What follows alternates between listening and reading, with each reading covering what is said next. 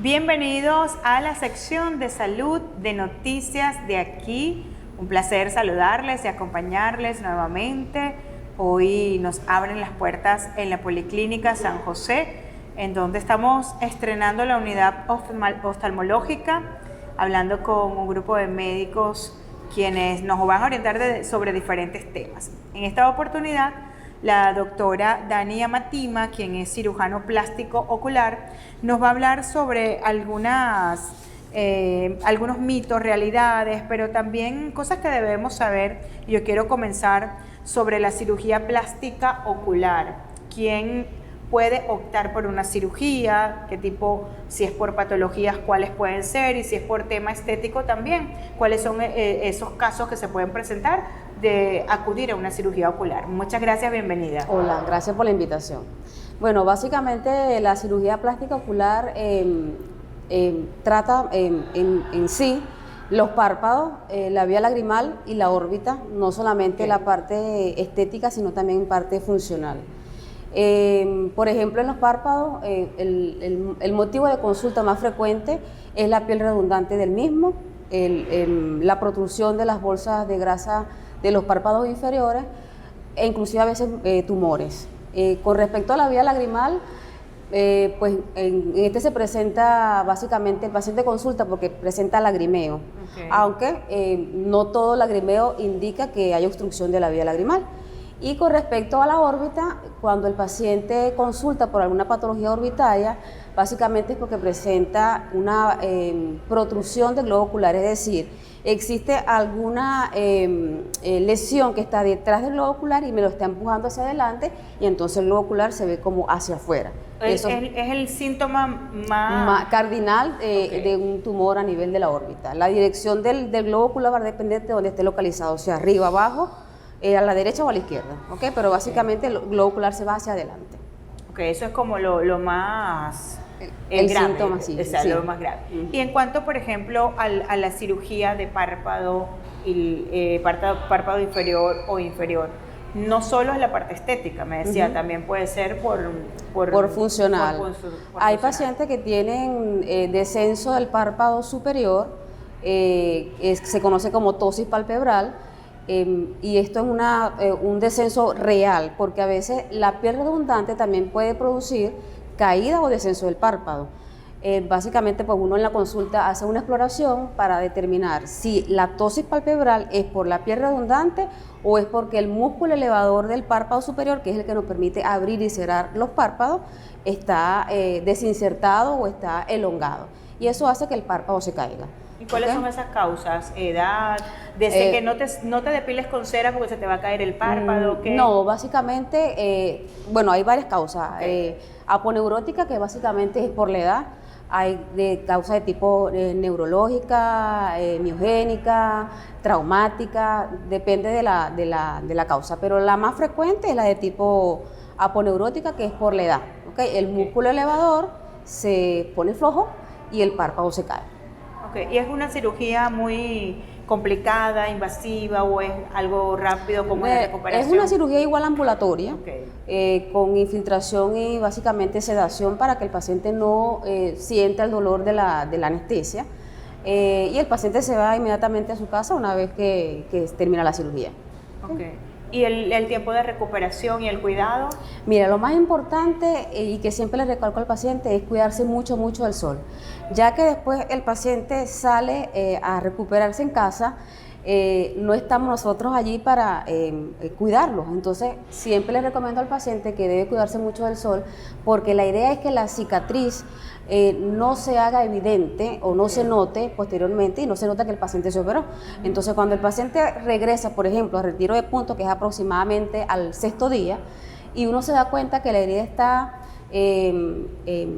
enrojecida o está algo morada, pues uno nota que el paciente no está cumpliendo bien los cuidados postoperatorios. Entonces uno le hace recalco. Una vez que la herida se pigmenta, ya no hay vuelta atrás. Se pigmentó y se nota que te operaste. ¿Y esa herida es dónde se hace la...? Generalmente, bueno, es en el pliegue natural que tiene el párpado, y cuando el paciente abre el ojo, pues se queda escondida en el pliegue natural del párpado. Pero en el caso de la blefaroplastia, generalmente uno extiende la incisión un poco más hacia afuera porque siempre hay un poco de piel colgando aquí, lateralmente, y por eso se extiende. Entonces, si el paciente no se cuida, esa herida o esa cicatriz lateral se nota cuando el paciente abre el ojo porque pues no queda escondida, se hace evidente. ¿A partir de qué edad ya comienzan a venir a consulta por ese tipo de cirugías? A partir de los 40 años ya pueden acudir por descenso del párpado. Por ejemplo, hay pacientes que dicen que toda su familia ya tiene ese problema de párpado redundante y comienzan a venir muy jóvenes. En los párpados inferiores también se observa en personas jóvenes, sobre todo cuando el paciente no duerme muy bien, o sea, el sueño, está alterado la parte del sueño porque no descansa, se trasnocha mucho y entonces el septum orbitario, que es como la pared que me mantiene contenida la grasa orbitaria, se pone flojita y comienzan a notarse las bolsas en el párpado inferior. Las bolsas, que no es lo mismo que las ojeras, ¿o sí?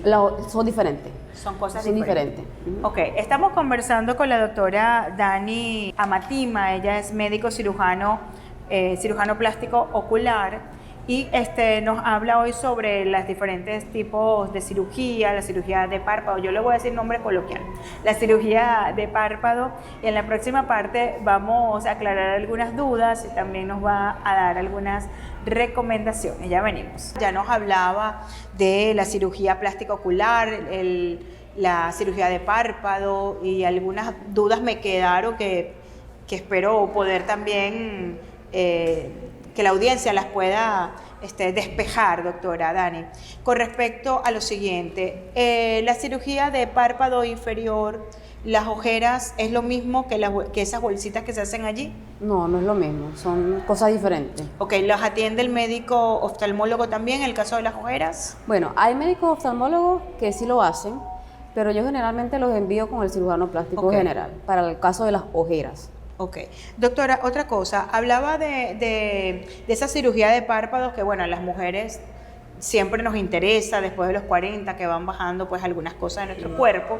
Ahora pregunto, sé, porque ya no los decía, que para ustedes la prioridad es que el ojo esté funcional, el párpado esté funcional, pero si una paciente dice, doctora, yo quiero aprovechar que me voy a hacer esa cirugía, que esté un médico cirujano para quitarme las arruguitas, por ejemplo, ¿suelen hacer ese tipo de operaciones en conjunto o no? Bueno, en realidad la cirugía del párpado no elimina en su totalidad las arrugas perioculares, ¿ok? Como le comentaba, nos interesa la parte funcional del globo ocular, no me interesa dejarla sin arruga, pero entonces después el párpado no me pueda cerrar y en la noche el ojo quede expuesto y pues vienen otras complicaciones. Lo importante es que el paciente mejore estéticamente, pero sin alterar la funcionalidad del globo ocular. Claro, eso es lo importante. Ahora, doctora, hablando ahora en la parte médica, ¿qué signos de alarma puede presentar un paciente que tenga un tumor de párpado? Ok, bueno, básicamente el paciente consulta porque tiene una lesión ulcerada, costrosa.